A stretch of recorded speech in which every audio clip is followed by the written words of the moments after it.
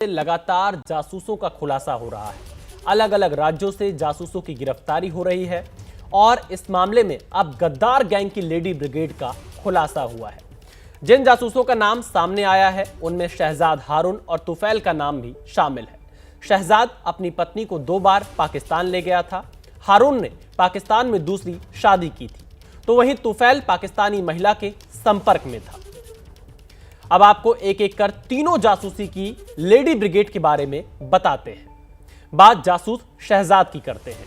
शहजाद 3 बार पाकिस्तान और 10 बार दुबई जा चुका है।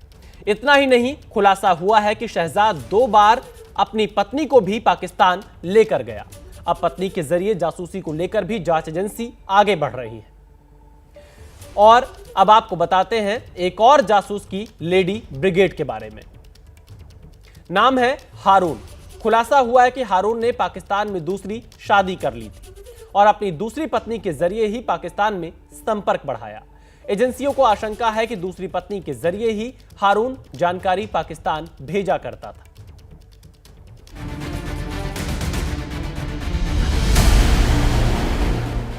ये चेहरा पाकिस्तान के उस मोहरे का है जो दिल्ली में बैठकर दुश्मनों को खुफिया जानकारी दे रहा था। नाम है मोहम्मद हारून।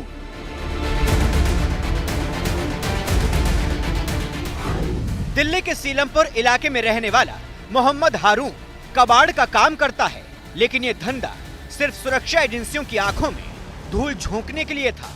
हारून का असली काम था पाकिस्तान के लिए जासूसी करना, देश के दुश्मनों तक संवेदनशील सूचनाएं पहुंचाना।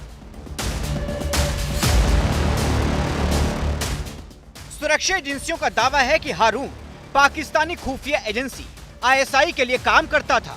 वो आईएसआई के एजेंट के लिए पैसे जमा करता था, लेकिन परिवार वाले उसे बेकसूर बताते हैं।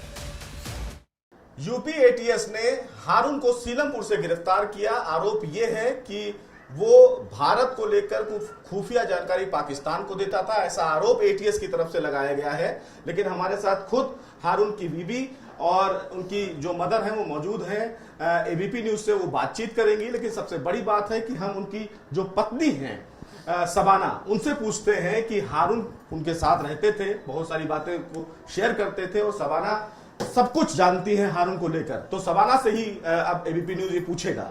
शबाना, आप हारून के साथ रहती हैं, आप उनकी पत्नी हैं, आपसे बेहतर उन्हें कोई नहीं जानता।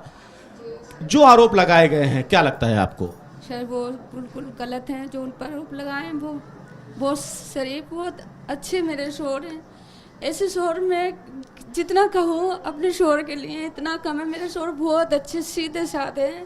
हाँ, बस उन्होंने शादी वहाँ पर करी है, वो मुझे पता है। कहाँ पे?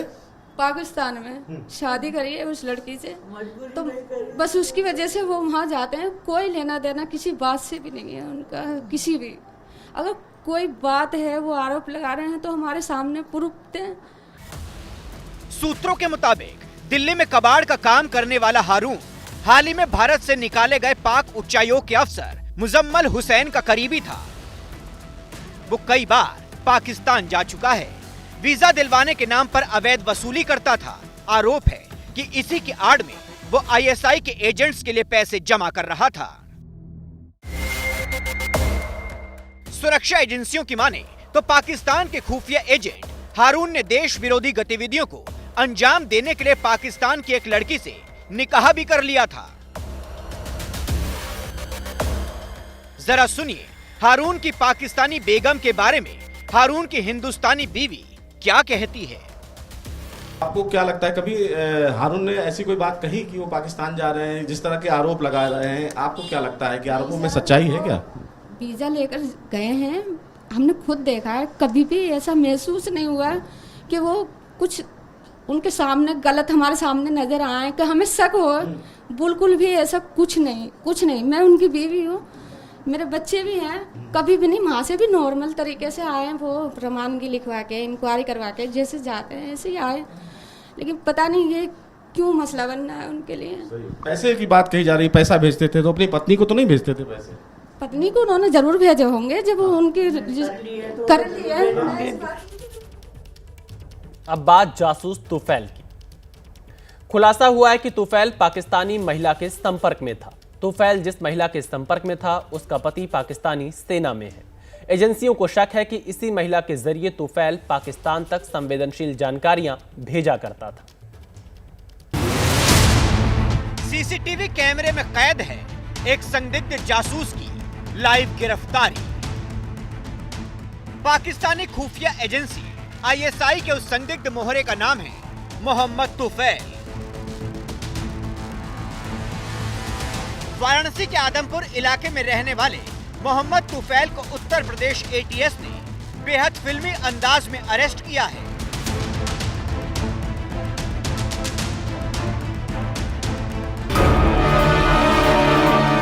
सूत्रों की माने तो आईएसआई के संदिग्ध जासूस मोहम्मद तुफैल पर काफी वक्त से जांच एजेंसियों की नजर थी।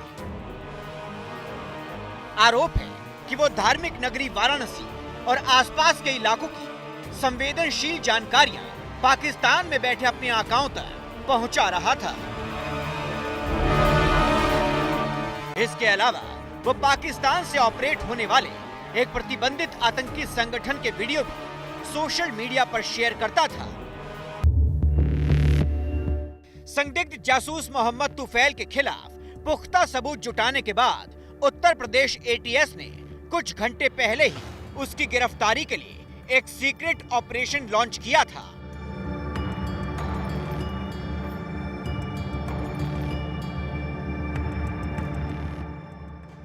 उस सीक्रेट ऑपरेशन की पूरी कहानी सीसीटीवी कैमरे की इन धुंधली तस्वीरों में कैद है।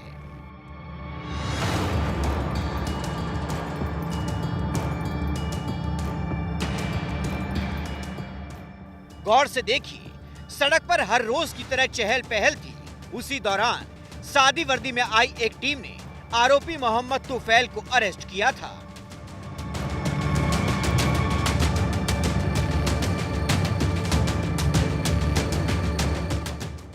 शुरुआत में तो कोई कुछ भी नहीं समझ पाया, लेकिन जैसे ही मोहम्मद तुफैल की गिरफ्तारी की खबर यहां फैली तो पूरे इलाके में हड़कंप मच गया।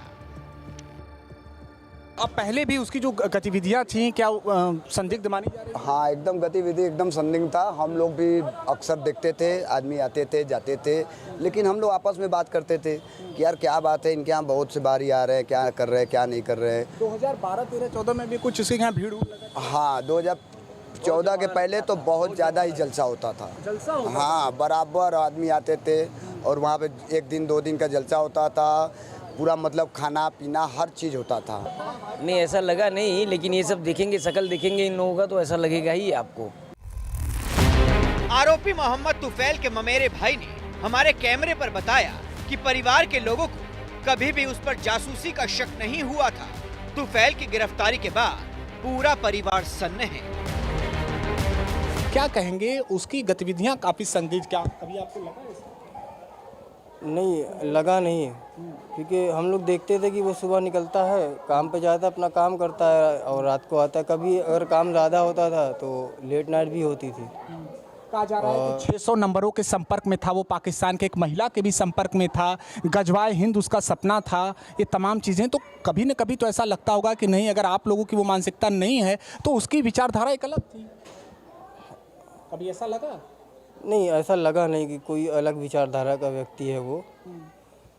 और वैसे जैसे नॉर्मल सारे लोग हम लोग रहते घर में वैसे ही रहते थे। अगर कभी बातचीत होती थी तो अपना घरेलू मामला पे बात होती थी। अच्छा, कभी उसने इस बारे में उसके क्या सपने हैं, वो क्या अपने अंदर सपने पाल के बैठा है, किस तरह की उसकी विचारधारा है, आतंकी संगठन के भी सोशल मीडिया पर किस तरह के लोगों से या किन किन लोगों से वो सोशल मीडिया के माध्यम से वो संपर्क में है, इसकी